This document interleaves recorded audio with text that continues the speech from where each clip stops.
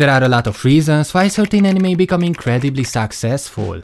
Over the years on this channel, I've thought about pacing, character writing, world building, emotional payoff, all the usual ingredients we associate with a great show. But one of the most underrated pieces of the puzzle is how so many of these stories are carried by characters who defy your expectations, simply by being placed in worlds they were never meant to fit into. When you look closely, it's everywhere. Almost every genre has at least one character who doesn't quite belong, who reacts differently from everyone around them, who sees things the rest of the cast takes for granted. And sometimes, that single shift in perspective is enough to change the entire feel of a story. So today, I want to talk about why outsiders stand out, and why their stories stay with us.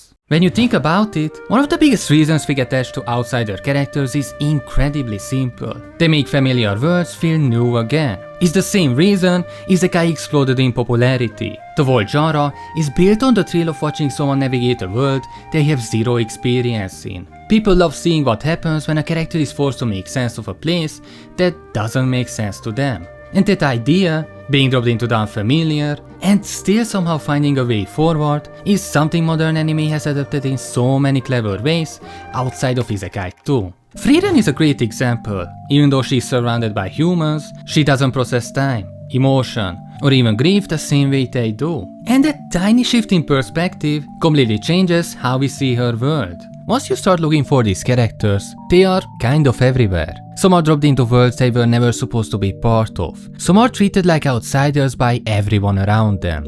Others just see ordinary things in ways no one else does. But somehow, they always end up becoming the character I remember the most. And I don't think that's a coincidence. They make familiar settings feel unfamiliar again. They ask questions everyone else stopped asking. Sometimes, they completely change the tone of a scene just by reacting differently than everyone around them. It's such a small thing, but it changes the way you experience the entire story. That's when I started wondering if there was something bigger going on. Why do these characters almost always steal the show? Frieren from Frieren's Beyond Journey's End is a character I didn't immediately clock as an outsider. You watch her move through the early episodes and she seems totally normal, until something small clicks in your head and you start realizing she experiences the world differently than everyone around her. Which makes perfect sense when you realize she's an elf who's been alive for centuries. When you live that long, watching things appear and disappear becomes normal. But because she's so calm about it, you don't notice right away how far removed she is from the rhythm everyone else lives in. And that's what makes her interesting. Her difference sits underneath everything she does. The story starts after the classic hero's journey is already over. The Demon King has been defeated, the party disbanded, the human members of her group go home and start living normal lives. And Frieren just continues on like she always has, wandering from place to place, as if decades passing is the same as a long weekend. If you haven't watched the show, that's basically the foundation. An immortal mage trying to reconnect with the world long after the adventure is done. You start noticing she's an outsider in small moments. Like she arrives in town she visited years ago and treats them like nothing has changed. Even though the people she met are long gone. She forgets meaningful things because time just doesn't land on her the way it does for humans. She has no sense of urgency, no instinct to savor a moment. She just exists, slowly. And when you compare that to everyone around her, you start to see the gap. What I like is that the show never acts like she's emotionally cold. She's just unused to the pace of human life. She doesn't know how to anchor herself to things that disappear so quickly. When you live long enough for a decade to feel like a blink, forming attachments just doesn't feel natural. And that is where her outsider status feels real. The moment when this really lands is when she tries to reconnect with Himmel, Hyder and Dyson and realizes how much she missed. When she sees old friends age, when she becomes aware of the regret, when she starts understanding that the little things humans do, like celebrating a festival or giving someone a gift, are only little if you don't value them. There is this sense that she's finally paying attention to a world she's technically been in for far longer than anyone else, but never truly understood. And Fern is the one who makes Frieren's war situation make sense. She goes through life the way a teenager normally would, noticing little things, getting irritated when something's off, and caring about moments Frieren would usually drift past. And the more she does that, the more Frieren starts matching her pace without even noticing it. I think everyone has had someone like that at some point. A person who doesn't guide you or push you, but somehow makes your life feel a little more grounded just by being themselves. Those tiny adjustments say more about Frieren than any dramatic emotional scene ever could. There is a moment early in the story where Frieren wakes up at sunrise because Fern asked her to. It sounds small, but it hits harder than you expect. It's one of the first time you realize how unusual the level of effort must be for someone who could ignore the entire concept of a morning routine for 50 years without consequences. Frieren wakes up early for one single reason. Fern wanted her to. And that ends up saying more about their bond than anything else. This is the point where Frieren starts feeling genuinely present. You see her paying closer attention, staying a little longer in moments she used to drift through, and reacting in ways that shows she's finally connecting with the world in front of her. These changes are small, but they carry weight because you can tell they are new for her. And that's one way an outsider can shape a story. But not every outsider comes from a long life or a slow pace. Some stand out because they see the world with a kind of sharpness most people never bother to look for. And that is where the next character comes in. Maomao from the Apothecary Diaries is a character who feels like an outsider almost immediately. She walks into the palace looking like just another maid. But after a few episodes, you start realizing she doesn't see this place the way everyone else does. While everyone around her is worried about status, appearances, and who they are allowed to talk to, Maomao seems much more interested in figuring out what's actually going on. It's such a small difference, but it completely changes the way you experience the palace through her. And that difference makes perfect sense once you know where she comes from. Before the palace, Maomao grew up in the red light district, helping around an apothecary and learning about medicine from a young age. It's a rough place, but it's also a place where people don't really have the luxury of pretending everything is fine. If someone gets sick, you find out why. If something looks strange, you pay attention to it. That's just how she learned how to see the world, and she carries that way of thinking with her into the palace without ever trying to change it. What I really like is that the show never tried to make her look like she's smarter than everyone else. Most of the time, she's just asking the questions no one else bothered to ask. I think that's why the palace starts feeling different once Maomao arrives. Everyone else accepts the place for what it is. They follow the rules because that's how things have always worked. And that's where her outsider status really starts to matter. Maomao never sets out to change the palace. Honestly, she'd probably rather be left alone. But people keep relying on her because she sees things from an angle nobody else does. Jinshi notices it, the consorts notice it. Before long, she's solving problems she was never supposed to be involved in, simply because she refuses to look at the world the same way everyone else does. Something else I really appreciate is that, despite how detached she tries to act, she never really stopped caring.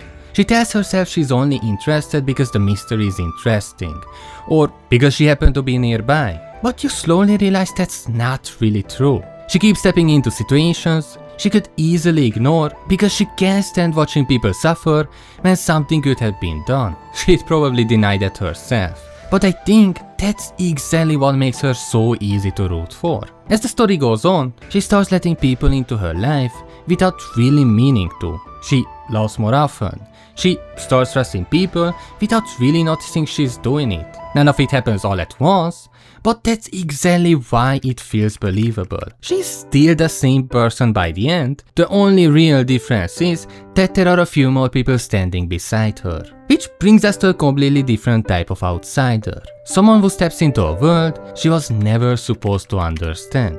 Koko from Witch Hat Atelier is a really interesting one, because at first I wasn't sure if she fits this video as strongly as Frieren or Maomao. When I started watching it, I could obviously see why she counted as an outsider. She's a normal girl who gets pulled into the world of witches. She doesn't know how magic works, and she enters this place she was never supposed to be part of. So on paper, it made sense. But compared to Frieren or Maomao, I didn't immediately feel the same way. Frieren's whole existence feels slightly removed from everyone else. Maomao walks into the palace and instantly changes how you see the entire place. Koko's difference felt a bit more familiar at first, like the usual fantasy setup where someone discovers a hidden world and slowly learns how everything works. then the anime kept going, and I started realizing that her being an outsider is kind of the one reason the world works as well as it does. If you haven't watched Witch Hat Atelier, Koko starts out as a normal girl living with her mother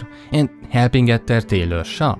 She loves magic more than anything, but she can only admire it from far away. In her world, witches are treated like people who were born special. Magic is something normal people can watch, ask for, or be amazed by. But it isn't something they get to understand. And that already gives Koko's dream this sad feeling. She loves something that the world tells her she can never touch. She can look at it, she can wish for it, she can imagine what it would be like, but that's it. I really like that setup because it made her obsession with magic feel genuine. It never came across like she wanted power or wanted to become someone important. It felt much simpler than that. She saw something beautiful when she was little, and she never stopped believing there had to be a place for her somewhere inside that world. Then she finally gets to see how magic works for herself, and that's where the story completely caught me off guard. I expected this big, exciting moment, where Koko finally gets everything she'd been dreaming about, but within minutes, she accidentally turns her own mother to stone. Suddenly the thing she'd spent her whole life admiring becomes the reason her entire world falls apart. I think that's why the rest of the anime works so well. From that point on, every spell she learns carries a little more weight, because you always remember why she's learning it in the first place. Magic never really feels like a fun hobby or another fantasy power system. It feels like something she's desperately trying to understand, because the first time she touched it, it took away the person she cared about the most. And the more I spent watching, the more I started noticing this strange relationship between witches and everyone else. They live in the same world, they help people all the time, but it never really feels like they are living the same lives.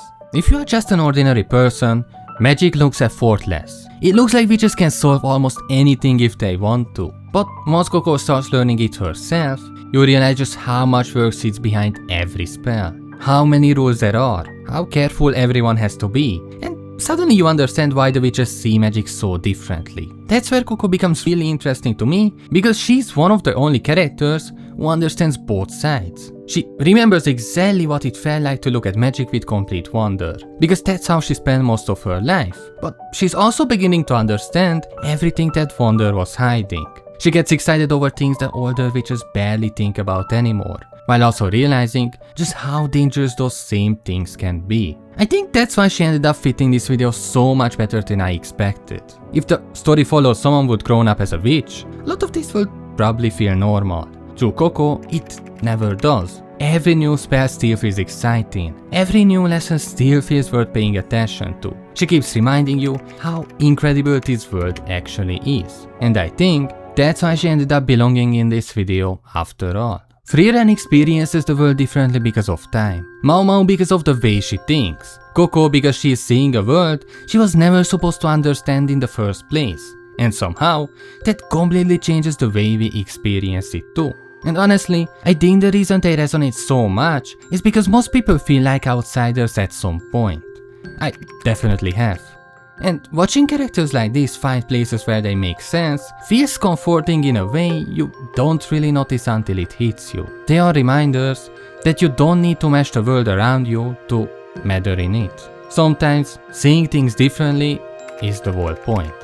And if you want to see more about how anime builds worlds that make characters like this feel so memorable, click here. Thanks for watching, like, subscribe, goodbye.